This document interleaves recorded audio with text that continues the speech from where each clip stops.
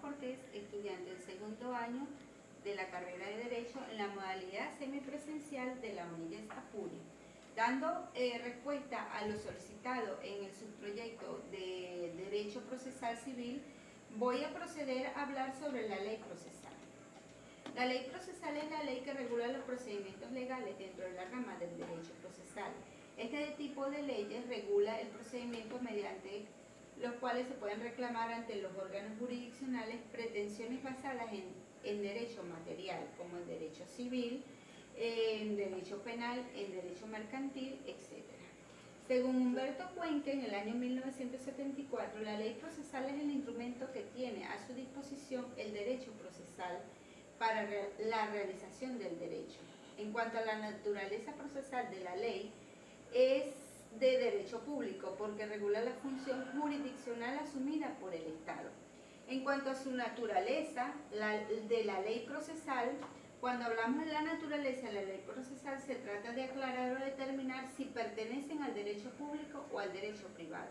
La ley procesal pertenece al derecho público porque regula una actividad de naturaleza pública, como lo es la función jurisdiccional asumida por el Estado.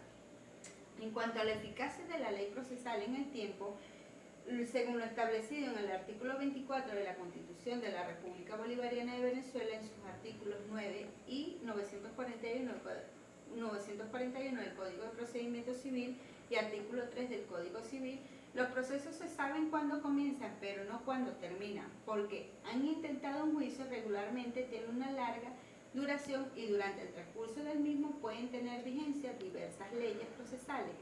Tal ocurrió con los procesos que comenzaron con el Código de Procedimiento Civil anterior y que al entrar en vigencia el nuevo Código de Procedimiento Civil se plantean cuál de los dos aplicar. Según Chovenda, en el año 1922 distinguía frente a la nueva ley tres distintas posiciones. Primero, frente a los procesos ya terminados bajo la vigencia de la ley anterior. Segundo, los procesos por intentarse. Y tercero, frente a los procesos pendientes al momento de entrar en vigencia la nueva ley. Dice Chovenda en el año 1922 que la ley procesal es de aplicación inmediata y que se aplica al tiempo de su nacimiento, aquella que tiene razones procesales generales porque ellas sirven para formar la convicción del juez, como los lapsos probatorios, las pruebas, mientras que las normas que se aplican conforme al tiempo en que llevaron a efecto los actos. Los procesos terminados o los procesos concluidos, la nueva ley no tiene nada que buscar y en ellos se ha producido el efecto de la cosa juzgada y trata de revisarlo. Sería atentar contra la propia seguridad jurídica. En relación a los procesos que se hayan iniciado bajo la vigencia de la nueva ley derogada, los actos ejecutados bajo la vigencia de la ley anterior deberán aplicarse a la ley al momento de que se realiza, porque las partes no habrían llegado a acuerdo de haber sido que iba a haber un cambio que la ley lo pudiera perjudicar. Los procesos no iniciados o los procesos por intentarse se van a regir de acuerdo con la ley vigente al momento de que se intenta la demanda, quedan regidos bajo el imperio de la nueva ley.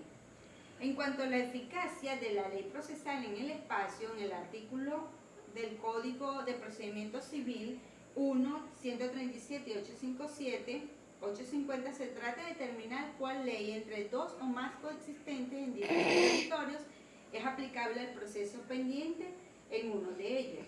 Según Alsina, en relación a la capacidad procesal, para desarrollar este punto es necesario citar el artículo 9 del Código Civil. Las leyes concernientes al estado y capacidad de las personas obligan a los venezolanos, aunque residan o tengan su domicilio en países extranjeros, las personas extranjeras gozan en Venezuela de los mismos derechos civiles que los venezolanos, con las excepciones establecidas o que se establezcan. Esto no impide la aplicación de las leyes extranjeras relativas al estado de capacidad de las personas en los casos autorizados por el derecho internacional privado.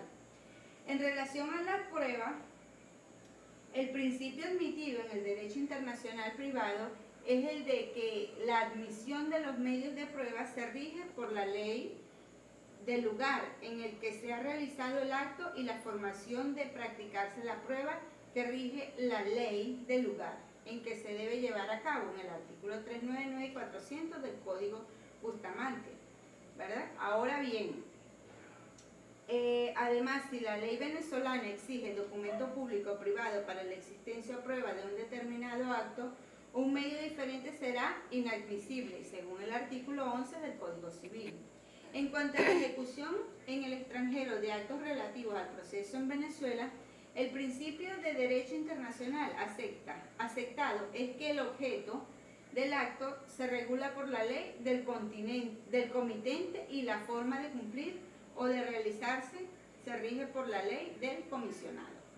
En cuanto a la ejecución en Venezuela de actos relativos al proceso extranjero, las providencias de tribunales extranjeros concernientes a examen de testigos, experticias, juramentos, interrogatorios, citaciones o notificaciones y demás actos de instituciones que hayan de practicarse en Venezuela se ejecutarán con el simple decreto del juez de primera instancia que tenga competencia en el lugar donde haya de ejecutarse, siempre y cuando vengan con rogatoria de la autoridad extranjera que lo libró.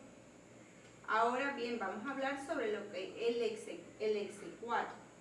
Se denomina el procedimiento judicial en virtud del cual las sentencias definitivas firmes dictadas en el extranjero en materia privada pueden producir el efecto de cosa juzgada o ser juzgados en otros estados. También el exequatur es el procedimiento jurídico que se encarga de examinar si una sentencia o laudo extranjera es válida y cumple ciertos requisitos para que posea plena eficacia y se pueda ejecutar en otro país distinto del que se dictó dicha sentencia. En cuanto a la interpretación de la ley procesal, es una actividad que consiste en establecer el significado y alcance de las normas jurídicas y de los demás estándares que es posible encontrar en todo ordenamiento jurídico y que no son normas, como por ejemplo los principios en consecuencia. Hablar de interpretación del derecho es igual a referirse a una actividad que comprende a todas las normas jurídicas. De ahí que la interpretación de la ley sea una especie. Interpretación jurídica del elemento procesal interpretativo.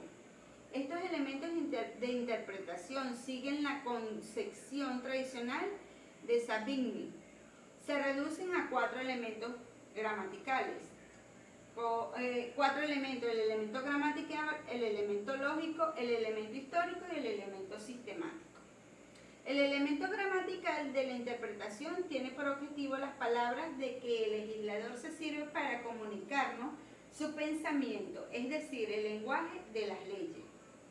El elemento lógico, la descomposición del pensamiento o las relaciones lógicas que unen a sus diferentes partes.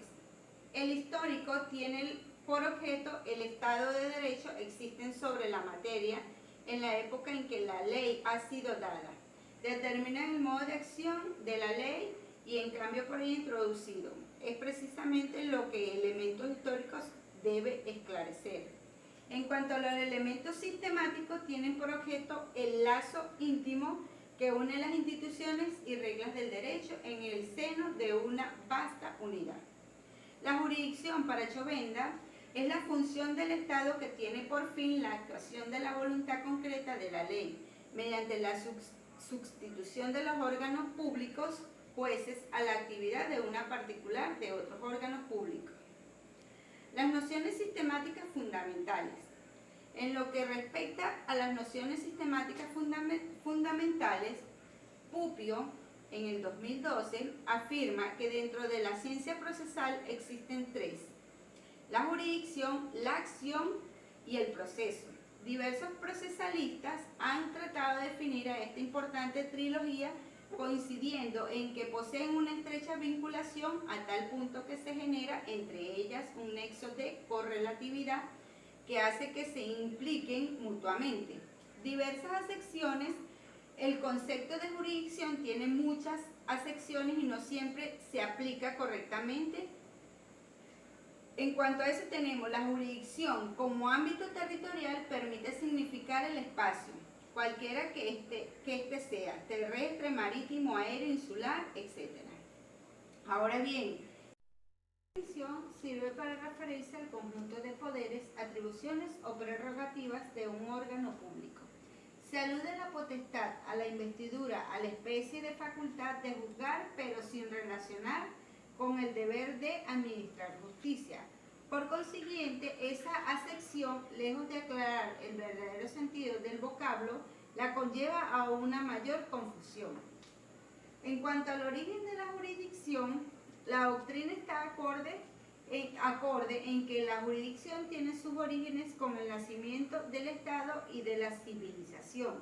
En épocas anteriores, la controversia surgida entre personas particulares eran dirimidas a través del uso de la fuerza bruta, es decir, mediante el ejercicio de la autodefensa, en cuyo caso la razón la va a tener quien posea la fuerza y la utilice contra su adversario, y cada cual persigue su derecho haciendo uso de sus propios medios, incluso con la ayuda de amigos o parientes. De tal manera que la jurisdicción nace propiamente en el momento en que el Estado deja de recurrir a ámbitos privados y asume él, mediante jueces y tribunales públicos, la función de administrar justicia. En cuanto a la posición de la jurisdicción dentro del órgano jurídico, es la concerniente a la posición de la jurisdicción dentro del ámbito jurídico. Para el derecho constitucional y las ciencias políticas, por largo tiempo ha sido uno de los poderes del Estado llamado Poder Judicial, de acuerdo a la doctrina de la separación de poderes, mientras que para el derecho procesal constituye uno de los presupuestos procesales. En cuanto al concepto de acto jurisdiccional, podemos decir que es el acto como la manifestación exterior y unilateral de la voluntad del Estado, realizada con la intención de producir consecuencias jurídicas cuyo sentido constituye una norma individualizada. Manifestación que se produce con motivo de una controversia de derecho que se somete a la decisión de aquel. En cuanto a los elementos del acto jurisdiccional, será el elemento formal o exterior, el elemento contenido o sustantivo y el elemento función. En cuanto a la forma de la jurisdicción, se refiere a los elementos externos del acto jurisdiccional, los cuales se encuentran constituidos por la presencia de las partes, los jueces y los procedimientos establecidos por la ley. En cuanto al contenido de la jurisdicción, esta está constituida por la presencia de un conflicto de relevancia jurídica que debe ser dirimido por un tercer imparcial, llamado juez, mediante una decisión que sería sentencia con autoridad de cosa juzgada.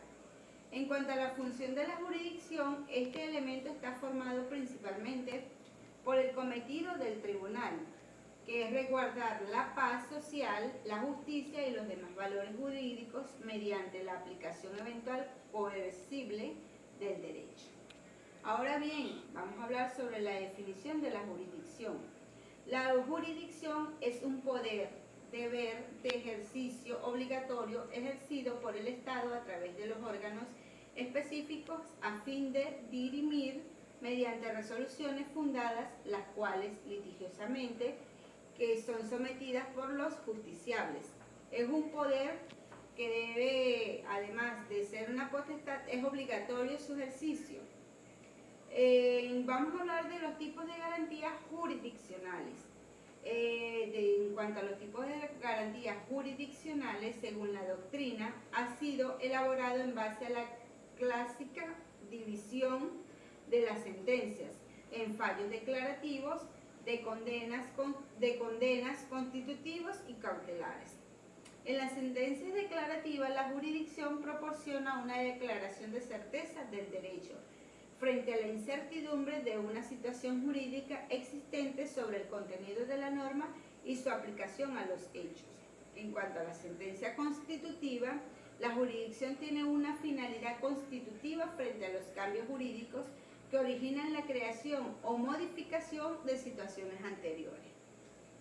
Un tercer punto sería la sentencia de condena. La jurisdicción, ante la obligación de reparar el derecho, ordena la restitución, que puede ser directa, caso en el cual estamos frente a la restricción del propio derecho, violado, o mediante un equivalente, que es la indemnización del daño.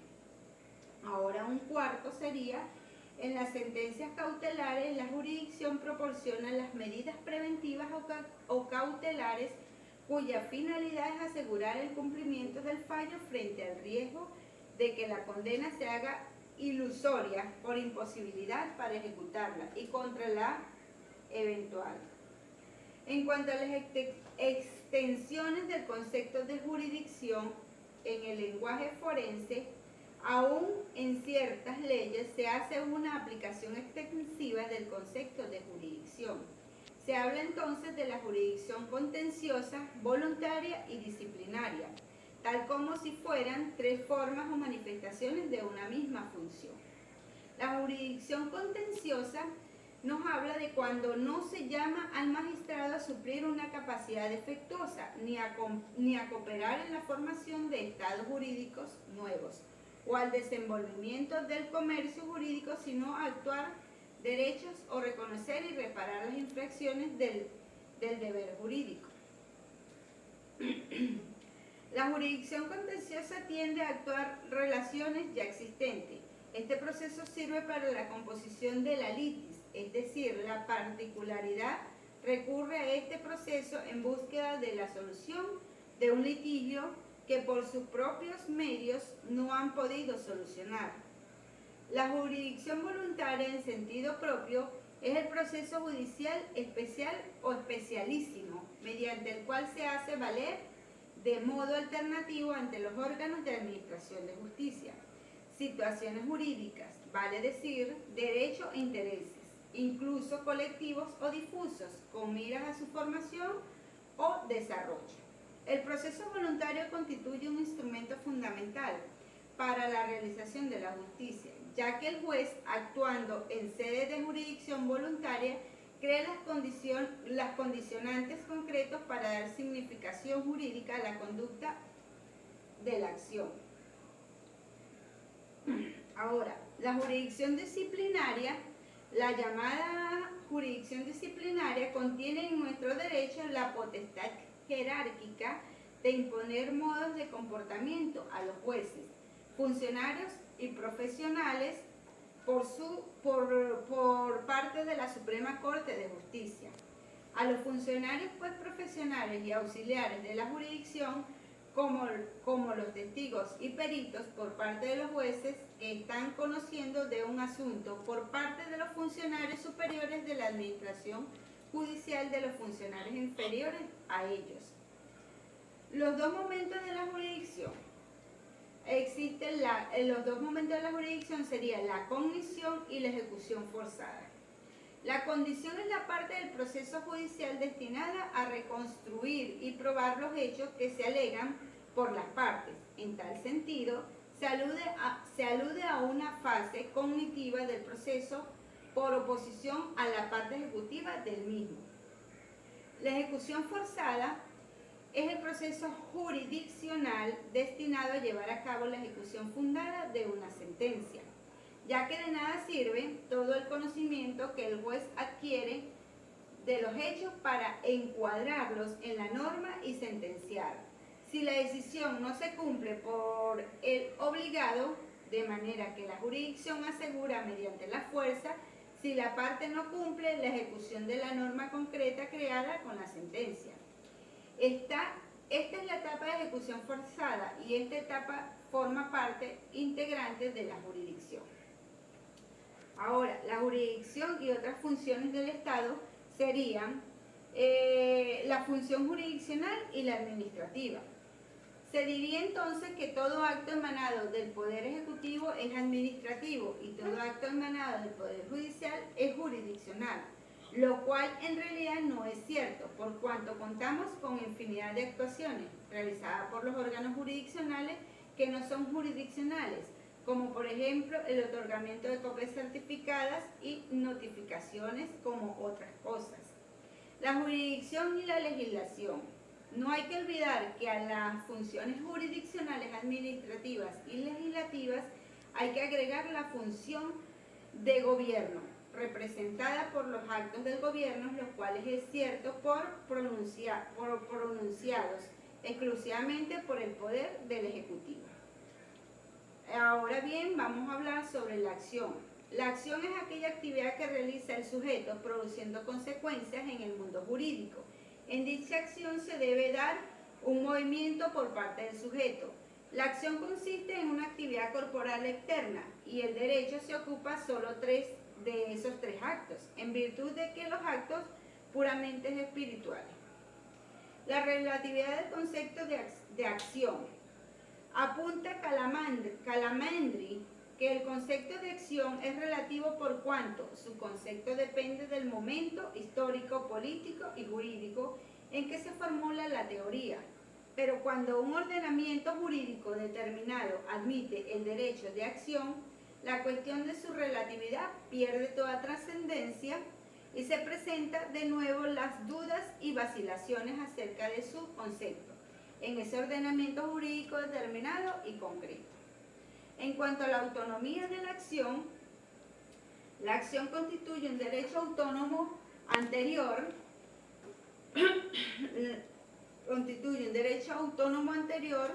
al proceso, pero de carácter subjetivo, procesal y abstracto.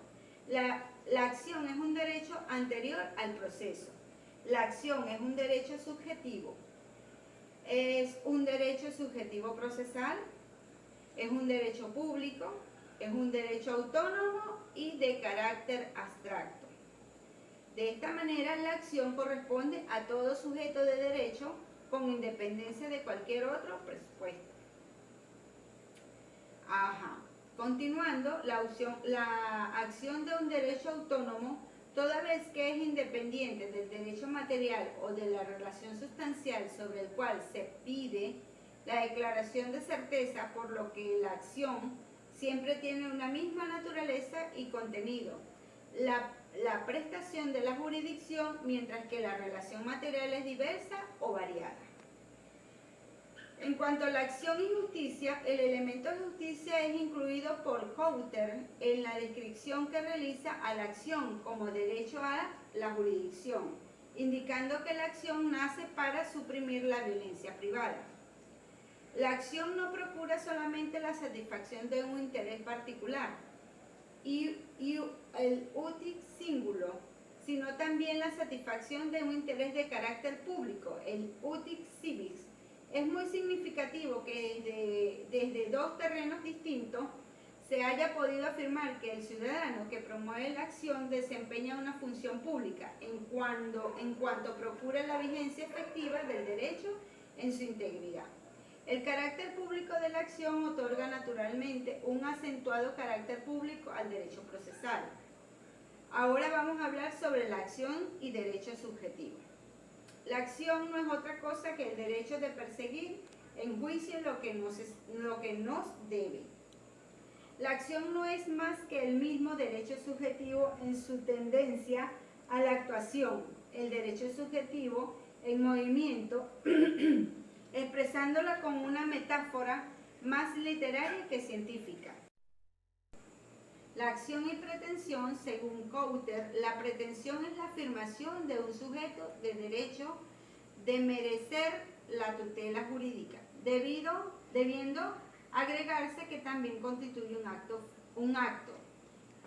La pretensión es la afirmación de un sujeto de derecho de merecer la tutela jurídica y, por supuesto, la aspiración concreta de que ésta se haga efectiva.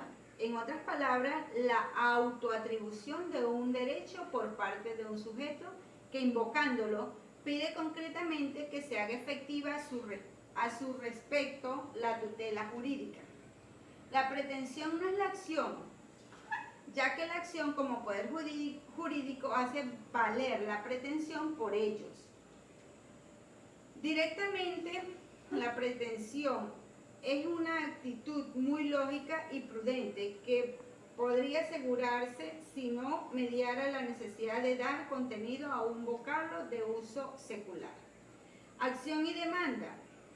se busca una decisión, bien sea esta favorable o no. Según esta tendencia, la acción constituye solo un elemento del derecho sustancial, relacionándose la idea de la acción con la de la lesión. Con la de la lesión.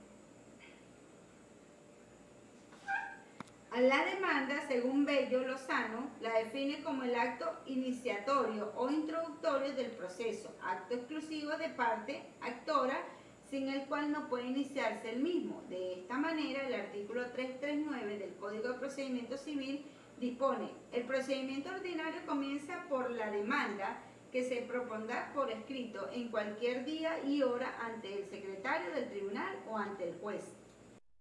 Demanda se ejerce la acción y se deduce la pretensión, es decir, que la demanda contiene la acción que despierta la actividad jurisdiccional para darle paso al proceso y contiene a su vez la pretensión o reclamación del solicitante de la tutela por parte del Estado. De esta manera, la acción es un derecho o potestad, la pretensión una declaración de voluntad y la demanda un acto procesal.